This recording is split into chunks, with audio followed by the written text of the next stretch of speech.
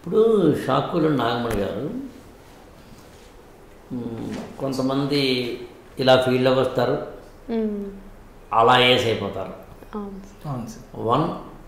అంటే 1 year ప్రిపరేషన్లో 2 yearsలో maximum 2.5 yearsలో కాస్త అటు ఇటే మాట్లాడేది. కొంతమంది వస్తారు, ప్రిపేర్ అవుతారు జెన్యున్గా. ఇక్కడ మనం మాట్లాడుతుంది జెన్యున్ స్టూడెంట్స్, ఆడుతూ పాడుతూ 3-4 ఏళ్ళు కాదు, యాక్చువల్గా 6-7 ఏళ్ళు కూడా పట్టేస్తున్నాను. 6 to 7 years. నా క్వశ్చన్ ఏంటంటే, మీ ఇద్దరు మొత్తం జర్నీ చూసున్న students cum faculties cum content developers, ఈ ప్రాసెస్లో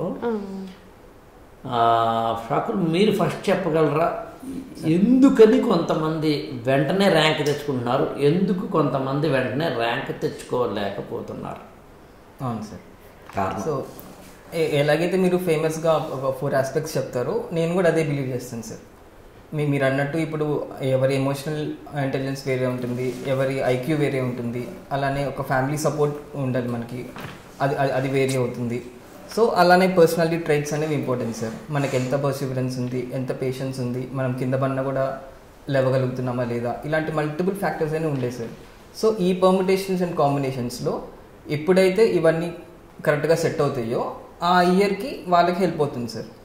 సో అలా అని చెప్పి ఇప్పుడు వాళ్ళకి అవుతుంది మనకు అవ్వట్లేదు అని కంపారిజన్స్ అనేది డ్రా చేసుకోవచ్చు సార్. ఎందుకంటే ఇట్స్ హైలీ సబ్జెక్టివ్, ఎవరి ఇది అంతే సార్. సో కొంతమందికి అది టైం పడుతుంది సెట్ అవ్వడానికి, కొంతమందికి ఫాస్ట్గా సెట్ అవుతుంది, కొంతమందికి అది సెట్ కాదు సార్. అంటే ఇక్కడ ఏదైనా ఇది కారణం ఉందంటావా? అదేంటంటే లక్, తలరాత ఉందంటావా? యాక్చువల్లీ చాలామంది అదే అంటారు, కానీ నేను అది బిలీవ్ చేయను సార్. తలరాత, లక్, ఫేట్ కంటే కూడా ఈ పర్ముటేషన్ అండ్ కాంబినేషన్స్ ఏవైతే ప్రాక్టికల్గా మనం అనుకున్నామో, ఈ 3 factors 4 factors, combination of these 4 factors అనేది మనకి రిజల్ట్కి అవుట్కమ్ ఇవ్వడానికి హెల్ప్ అవుతుంది సార్. ఓకే, మీరేమనుకుంటారు? For me it is the same thing sir. అంటే నువ్వు ఎంత పేషెంట్గా వెయిట్ చేయగలుగుతున్నావు, ఎందుకంటే ఇంట్లో వాళ్ళకి తెలుసు, నీ చుట్టూ ఉన్న వాళ్ళకి తెలుసు, నువ్వు ఇది గోల్ టేకప్ చేసావు అంటేనే that is the highest risk you took in your life. అలాంటి రిస్క్కి నీకు దోహదపడడానికి ఇంత హెల్ప్ అవుతున్నాను, హెల్ప్ చేస్తాను అని వాళ్ళు నిల్చున్నారు అంటే వాళ్ళు కూడా ఆ పేషెన్స్తో ఉండగలగాలి సార్. వెయిట్ చేస్తాం మేము కూడా, వెయిట్ చేస్తే తప్పేంటి, ఇదేం తప్పు. క్వశ్చన్ ఏంటంటే, ఎందుకు కొంతమందికి వెంటనే ర్యాంక్ వస్తుంది? Timing of life sir. అంతే, టైమింగ్ అన్నది తలరాత అనడం కంటే అదే నేను timing of life in my sense is like అన్నీ హెల్ప్ అవుతున్నాయా లేదా. కొన్నిసార్లు అవ్వకపోవచ్చు సార్. ఇప్పుడు ఇంట్లో ఒక డెత్ అయింది, అప్పుడు ఫ్యామిలీ సపోర్ట్ నీకు ఉండదు, ఎందుకంటే డెత్ అయింది దీని మీద ఉంటుంది. కానీ నువ్వు ఇంకా ఫర్ ఎగ్జాంపుల్ మదరో ఫాదరో అనుకోండి, ఇమ్మీడియట్ ఫ్యామిలీలో డెత్ అయినప్పుడు ఎవరైనా ఫస్ట్ క్వశ్చన్ చేసేది అదే, నువ్వు ఇంకా కెరియర్లోనే సెట్ అవ్వలేదు, ఎలా చేస్తావు అని. అంటే అప్పుడు నాకు ఫ్యామిలీ సపోర్ట్ పోయింది. ఇంకా నేను ఒక 5 factorsని బేస్ చేసుకొని ప్రిపరేషన్లో ఉన్నాను అనుకోండి, నాకు ఫ్యామిలీ సపోర్ట్ పోయింది. నాకు ఎగ్జామ్ ముందు ఏదో ఫీవర్ వచ్చిందో లేకపోతే ఇంకొకటి ఏదో అయింది, నా పర్సనల్ హెల్త్ పోయింది. 2 factors out of 5 I have lost. ఆ 3 factorsతో నేను ఎగ్జామ్ వెళ్ళి రాస్తే అది ఫెయిల్ అయినా పాస్ అయినా నేనే ఫేస్ చేయాలి. అది ఫేస్ చేయడానికి నా ఫ్యామిలీ నాకు హెల్ప్ చేస్తుందా లేదా, ఆ టైమింగ్ ఆఫ్ లైఫ్ ఉంటుంది కదా సార్, ఆ టైమింగ్ ఆఫ్ లైఫ్ కూడా మనకు హెల్ప్ చేయాలి అన్నది నేను నమ్ముతాను సార్. Okay, మీరేమనుకుంటారు sir? మీరు ఇప్పుడు అన్నారు కదా, చాలామంది 1 yearలోనే 1.5 yearలోనే సక్సెస్ అయిపోతారు, కొంతమందికి 7 years పట్టచ్చు, 9 years పట్టచ్చు అని. What plays the major role అని మీరు నమ్ముతారు? నేను యాక్చువల్గా అసలు లక్ నమ్మను. లక్ అనండి, టైమింగ్ అనండి, తలరాత అనండి, పెర్ముటేషన్స్ అండ్ కాంబినేషన్స్ అనండి, ఫేవరబుల్ సిచ్యుయేషన్స్ ఆర్ ఇన్సిడెంట్స్ అనండి, ఇవేవి నమ్మను నేను. నేను బలంగా తక్కువ టైంలో 2 ఏళ్లలోనే 1.5 yearలోనే ఫస్ట్ అటెంప్ట్లోనే ర్యాంక్ తెచ్చుకున్న వాళ్ళలో నేను బలంగా గమనించింది ఏంటంటే alertness. They are very much alert. ఆ అలర్ట్నెస్ అనేది ఏం చదవాలి, ఏ కోచింగ్ తీసుకోవాలి, ఏ మెంటార్ని ఎంచుకోవాలి, ఓల్డ్ క్వశ్చన్స్ ఎలా చదవాలి, టెస్ట్ సిరీస్ ఎలా రాయాలి, అంటే కేర్ఫుల్ డ్రైవింగ్ ఎలాగో, ఒక ఎలక్ట్రికల్ హై టెన్షన్ వైర్లు ఉన్నప్పుడు కేర్ఫుల్గా ఉండడం ఎలాగో, ఒక వరదలో లేకపోతే ఏదైనా మనం కొన్నింటికి పిక్నిక్లు వెళ్తూ ఉంటాం. ఒక్కోసారి మనం వార్తలు చూస్తూ ఉంటాం, పిక్నిక్కి వెళ్ళిన వాళ్ళు కొంతమంది లేదా నదిలోకి స్నానానికి వెళ్ళి నిజంగానే వాళ్ళు కావాలని చేశారంటలేదు, ఇర్రెస్పాన్సిబుల్ కాదు, కానీ అలర్ట్గా లేరు. Alertness regarding coaching, alertness regarding material, alertness regarding strategy, alertness regarding planning, alertness regarding mentoring, everything. ఎవరైతే అలర్ట్గా ఉన్నారో వాళ్ళకి త్వరగా ర్యాంక్ వస్తుందని నేను నమ్మే విషయం.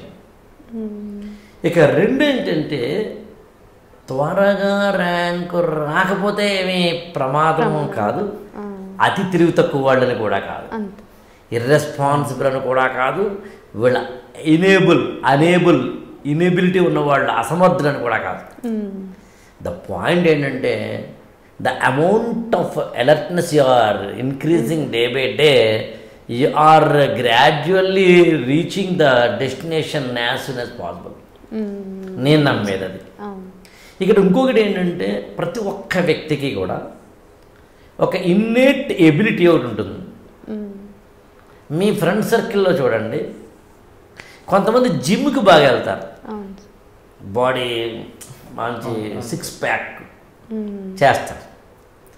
కొంతమంది అసలు జిమ్కి వెళ్ళడం లాంటివి ఇష్టం ఉండదు, కానీ పెయింటింగ్ బాగా వేస్తాడు, సాంగ్స్ బాగా పాడతాడు, పోని సాంగ్స్ రాస్తాడు, పోని ఒకటి మ్యాథమెటిక్స్లో భలే 100కి 100 వస్తాయి, కానీ వాడు ఇంటికి వచ్చిన వాడిని గ్రీట్ చేయడము లేకపోతే మంచిలో ఇవ్వడం కూడా తెలియకపోవచ్చు.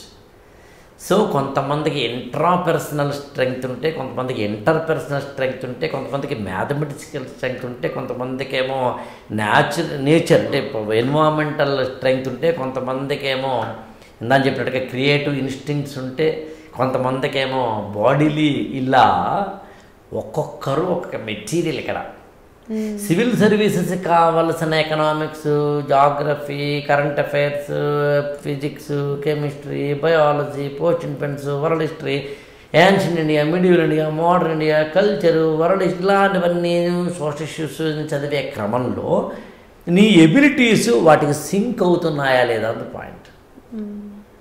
సింక్ అవ్వకపోతే లేట్ అవుతుంది, సింక్ అవుతే వెంటనే అయిపోతుంది.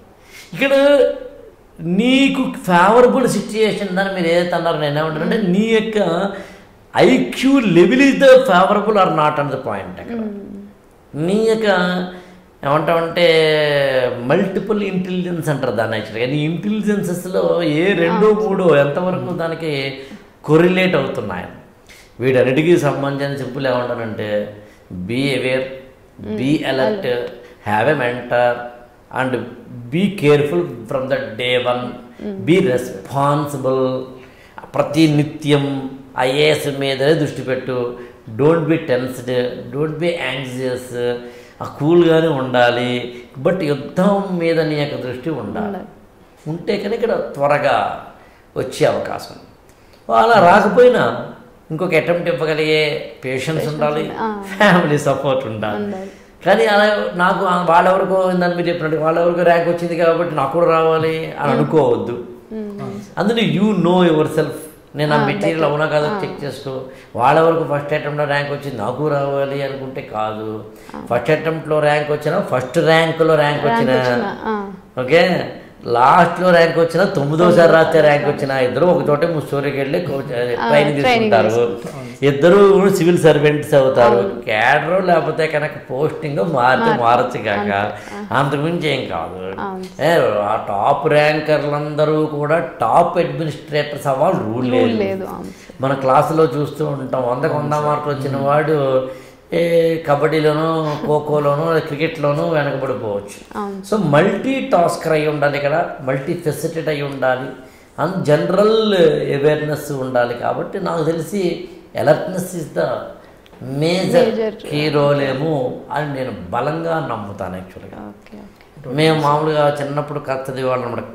ఏదో దీర్ఘదర్శి అని అంటే ఏదో ఒక చెరువు ఉంటే, ఆ చెరువులో 3 చేపలు ఉంటే చెరువులో నీళ్లు ఎండిపోయే అవకాశం ఉందని ఒక చేప ముందే గుర్తిస్తుంది. మిగతా 2 చేపలకి చెబుతుంది, అరే చెరువులో నీళ్ళు అయిపోయే అవకాశం ఉంది, మొన్న చూడు ఇంత ఉన్నాయి, నిన్న చూడు ఇంత అయిపోయినాయి, ఇవాళ చూడు ఇంత అయిపోయినాయి, ఇంకో 4 రోజులు పోతే ఎండిపోతుంది చెరువు, లెటస్ జంప్ అంటే మిగతా ఇద్దరు ఏమన్నారంటే సమస్య వచ్చినప్పుడు చూసుకుందాం రా అన్నారు. ఇది మాత్రం వెళ్ళిపోయింది. తర్వాత ఇంకా నీరు తగ్గుతుంటే రెండోడు అన్నట్టు వాడు చెప్పింది రైట్ అయింది, మరి జంప్ అవుదామంటే తర్వాత చూద్దాంలే అన్నట. ఒకడే ఉండిపోయాడు, మిగతా చేప వెళ్ళిపోయింది చచ్చిపోయింది అని. అంటే అలా ఎవరైతే కళ్ళున్నాడు ముందుకు చూస్తాడు, దిమాగ్ చూస్తాడు. అందుకని దిమాగుండి దునియా మొత్తం చూసినోడు ఐఏఎస్ అవుతాడు. నువ్వు ఎంత తొందరగా రివర్స్లో ఎంత తొందరగా దిమాగ్ని పెంచుకుంటావు, దునియా మొత్తం చూస్తావు అనేది నీ యొక్క సక్సెస్ కారణం అవుతుంది. కాకపోతే ముందు తెలిసిన ప్రభు మందమతిని నీవు వచ్చు క్షణమేదో కాస్త ముందు తెలిసిన ప్రభు అని చెప్పి తెలుగులో దేవులపల్లి కృష్ణదాస్ గారు కవిత రాస్తారు. అంటే దేవుడు వస్తాడని తెలియక ఆ పీఠం ఆ పువ్వులు అవన్నీ తీసేశాను, ముందు తెలిసినా ప్రభు మందిరం ఇటు నుంచేనే ఇలా ఉంచుండేవాడిని, మందమతిని నీవు వచ్చు క్షణమేదో, నువ్వు వచ్చే క్షణమేదో నాకు ముందే తెలిసి. అట్లా ఇక్కడ కూడా ఐఏఎస్ అనే దేవుడు నీ మందిరానికి ఎప్పుడు వస్తాడో ఆ వచ్చే క్షణం కోసం నువ్వు ఎప్పుడు అర్రులు చేస్తూ ఉండాలి. దాన్ని ఇంకోలా చెప్తాను ఏంటంటే, దేవుడు పళ్ళు వేస్తూ ఉంటాడబ్బా, పండు అని ఐఏఎస్ వేస్తూ ఉంటాడబ్బా, నువ్వు చేయి పట్టులా ఉండాలి. ఆయన వేసి పెడదామంటే ఎప్పుడు వేస్తాడో తెలీదు, వేయట్లేదు ఈ మధ్యకాలంలో అని వదిలేస్తే అప్పుడు. అందుకని alertness is the only main medicine.